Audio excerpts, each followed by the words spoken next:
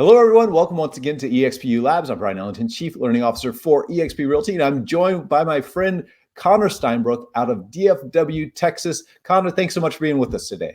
No problem. What's going on, guys? Question for you. How long did it take you from the time you brought in your first person as a sponsoree? How long till today at 330 or 3,300 rather? Yeah, so I joined eXp, I guess it was December 28, 2017. So it's like six and a half years now. But Okay. the first year we got up to about 150. Second year we doubled to like 300, doubled again to 600. Then we were in that big lockdown year and the big explosive growth. And then Mike Sherrard came on. We went up to 1,600, and then we went to like 2,400, then to low 3,000s, and now here we are currently in the 3,300, 34, going on to 3,400 agents. It's kind of how it built out. And I've dealt with this mythology in a former life, in a organization that rewarded recruiting, that you had to be here from the beginning in order to really get the rewards. And even some of our competitors, the copycat models that are coming out today, come to folks who they want to recruit, and they say, hey, come in now. It's a ground floor opportunity. Mm-hmm. When it comes to attraction and sponsorship, my experience is there's no such thing as a ground floor opportunity. There is a work ethic opportunity. And hearing you say, I think you said 150 in your first year, really getting serious about this. Is that right? Did I hear that right? Yep. Yeah, 150 first year. Yeah, and that was 2017, not ground floor. Ground floor was 2009, right? So you were not ground floor. You were, whatever floor that is on the elevator. And I think that's a really important thing for people to understand about what you've done. So let me take you back though, because you talked about, I think I heard Cheplack say different levels have different devils, and I like that. And the level that you're at now, 3,300, I don't know that a whole lot of people aspire to that. I think, for a lot of people, we all set off in life to have an impact on people's lives, right? And for a lot of people, they'd be ecstatic with just a few people that they attracted into the organization and helped build their career. Thinking back to your early days, when you were bringing people in, what do you think your role is as a sponsor in terms of once you've had a conversation with somebody and shared with them about eXp and they go, yeah, that sounds amazing, I want to do that. What then becomes your responsibility as their sponsor? I mean, if you just look at like the corporate guidelines, really it's our responsibility as sponsors just to show them the business model, show them the cloud, help them introduce them to the system, get them into the system. And really from that point on, we don't have too much of a requirement if you look at it based on the paper level, but that doesn't build a business. So this is the business built best fast. And the way you get a fast start is to work closely with your partners and also know who your partners are, what their goals are, and what they're trying to achieve. So I'm a big believer in, give first and just give value. So you guys probably read the book, Jab, Jab, Jab, Right Hook, the value of giving first. And so the more you support your partners and the more you help your partners, the better they are going to have as far as a culture and also feeling supported. People want to work harder with you. So the first thing you want to do when you bring agents into the company, guys, is you want to have an expectation call with them. And I think this is where, Bryon, a lot of people kind of fall short, which is neither party knows the expectation of the other party. And when we don't have a defined expectation for that third party, we create our own expectation we put on that third party, and it's always an unfair expectation. So if you don't have that call and say, hey, Bryon, let's say he's coming to join me. What do you expect from me? What do you expect from me as far as my time? Am I going to help you with resources, coaching, training? How are we going to work together? And then vice versa. I need to ask him, the same question. We need to have both sides need to know the full expectation, because what happens is a lot of times people way over promise and under deliver. And then they tell people to come to the company, and then that person thinks they're going to be fully supported. And then when they get into the company, the phone kind of goes quiet. And this is when that person feels they were let down or overpromised or mispromised. And this is when you see quick attrition. So if you guys are having people come in and leave right away, it's almost always a lacking of the promise that they felt you were going to give them when they came in. Now, also, if you don't tell them, here's what to expect from me, they're going to put a bigger expectation on you. They're going to expect you to build their business for them, check their emails, cash the check. Well, they'll cash the check, right? But they're expecting you to do everything up until that point. And then you never thought that was your role to play. And so then when you don't do what they expected you to do, they get frustrated like you let them down, when in reality, you never did anything except do what you were going to do. They thought you were going to do more. And that's where I think there's a lot of a breakdown in communication with people as they're coming in. So it's very important to have that expectation call. And it's also incredibly important to have people fast started. So the faster people start and the more positive their start is, the better they're going to grow their business. And it can be the difference of them having a success long-term or not having a success at all. So some of you guys play video games, understand game theory. So like I was kind of psycho when I was playing a game called Tetris when I was little on Nintendo. And so some of you guys play Tetris. And if you guys know to get to like a high score, you pretty much have to play perfect the first like 10, 15 levels just to even get to a chance where you could break that score. But if you played 100 games in a row that has a high score that you're chasing of any type of game, if you played it 100 times, you're going to have a range from really good to really bad and everything in between.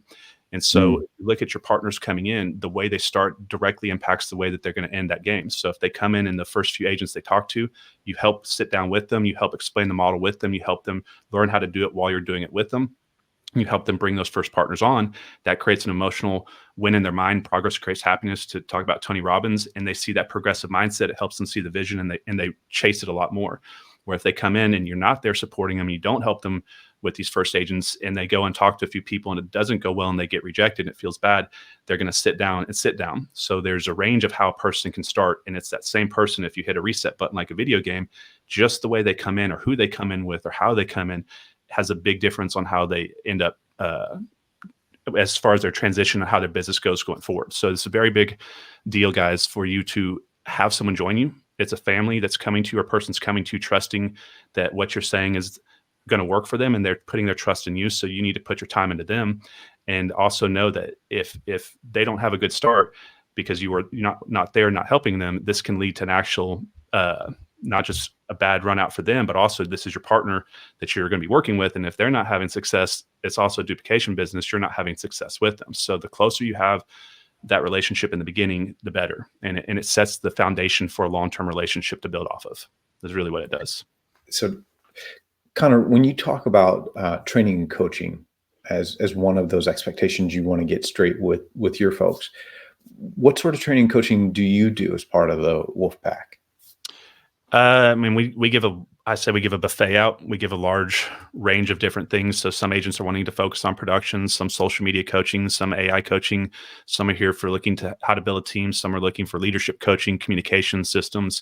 So we provide coaching on all these different things. It's just we let them walk the buffet and focus on what they want to focus on. So we looked at all the different entrepreneurship skill sets that people are trying to work on, mindset, self-image building. So we focus on personal growth and self-development, and then a lot of internet and social media marketing strategies to focus a lot on too.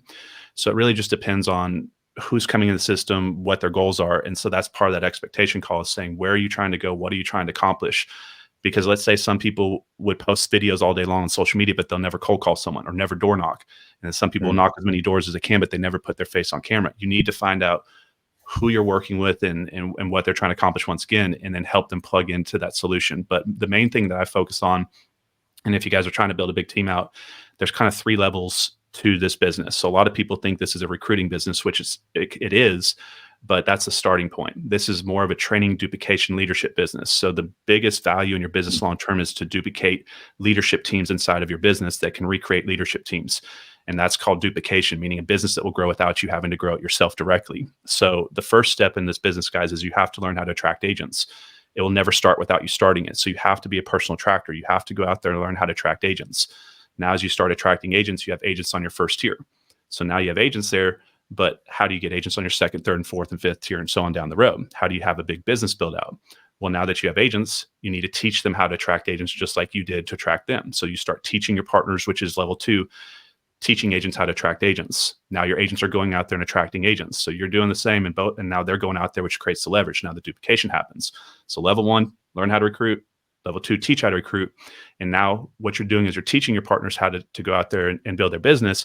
You're developing your leadership skill sets. So now you need to teach those agents that you just taught how to recruit agents to teach their agents how to do the same. So now it's teaching agents how to teach agents how to attract, which is teaching them to be leaders. So it's a 3-level process for duplication: attract, teach how to attract, teach how to teach how to attract.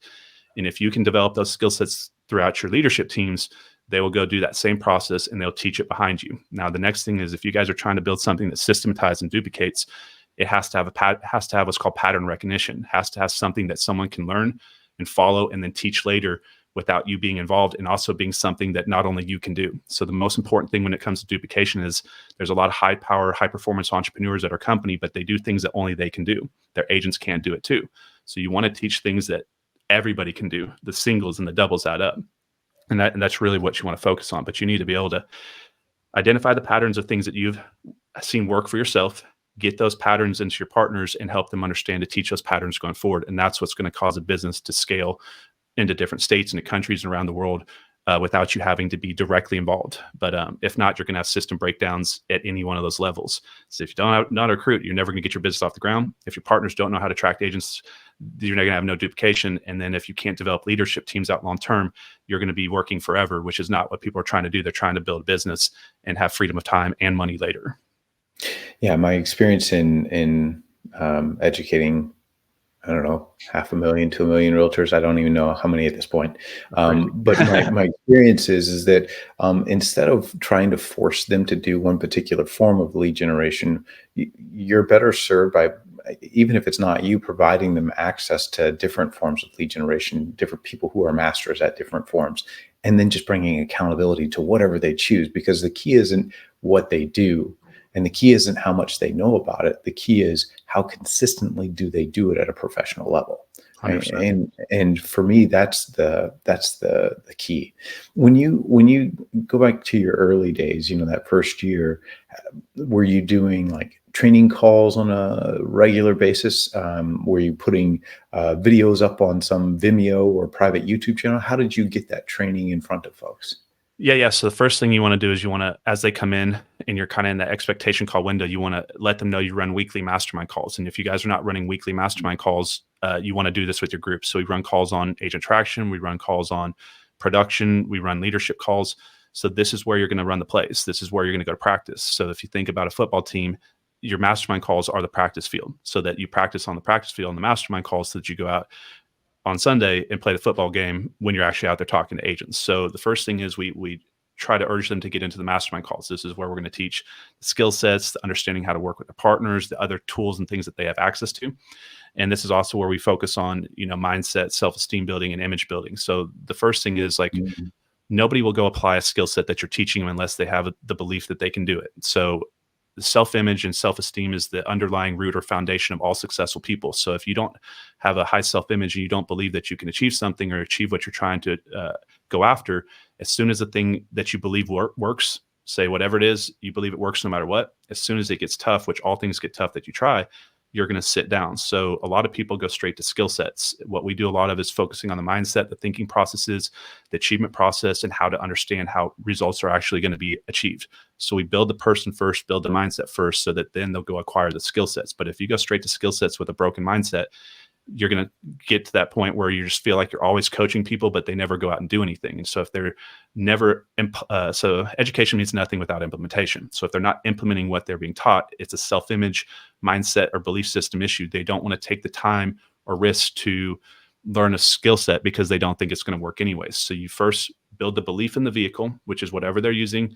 eXp is a business model, YouTube's a vehicle, anything that they can drive to their goals. So they have to believe that what they're going to do is going to work.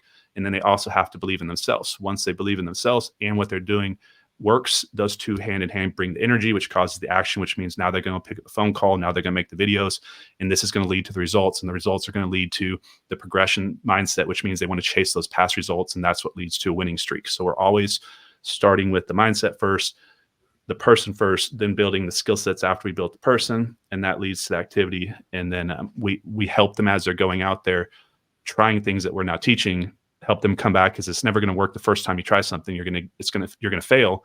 You need to come back and adjust, study what you just did. Why did it not work?